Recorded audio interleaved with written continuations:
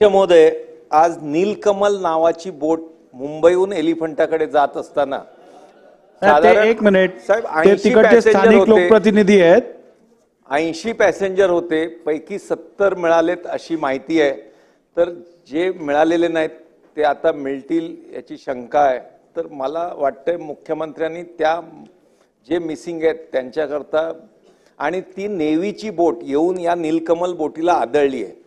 त्याच्यामुळे ही सरळ चाललेल्या बोटवर व्हिडिओ उपलब्ध आहे की नेव्हीची, कोस्टगार्डची किंवा नेव्हीची बोट पेट्रोलिंग करताना ती येऊन सरळ धडकली आहे. त्याच्यामुळे जे मृत झालेत त्यांच्याकरता शासनाने, जे मिसिंग आहेत त्यांच्याकरता काहीतरी भरीव निधी द्यावा ही शासनाकडे विनंती आहे.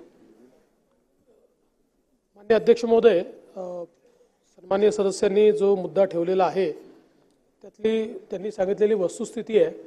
मी स्वतः देखील तो व्हिडिओ बघितला. त्याच्यामध्ये जी नेव्ही किंवा कोस्ट गार्ड ज्यांची कोणाची ती बोट आहे ती अतिशय वेगानं त्या ठिकाणी ते एक्सरसाइज करतात, तसा एट काढतात तसा तो एट काढत होती आणि बहुधा त्याचा कंट्रोल गेलेला आहे आणि त्यांनी थेट येऊन ही जी काही पॅसेंजर बोट होती जी एलिफंटाकडे जाते त्याला मारलेला आहे.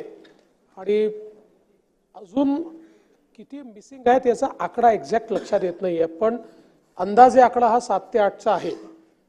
लवकरच त्या संदर्भात, कारण हे सगळे टुरिस्ट असतात त्यामुळे ते बाहेरचे असतात, त्यामुळे त्यांच्या संदर्भात ॲसर्टन करणं हे थोडं त्याला वेळ लागतो.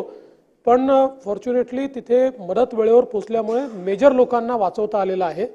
पण काही लोकांचा म्हणजे अजून मृत आपण म्हणणार नाही, पण काही लोक अजून सापडलेले नाहीत. तर त्याचा आकडा ॲसर्टन करून आणि निश्चितपणे म्हणजे जखमी असतील किंवा दुर्दैवाने जर कोणी मृतप्राय झाला तर जी काही योग्य मदत केली पाहिजे ती आपण पूर्णपणे करू.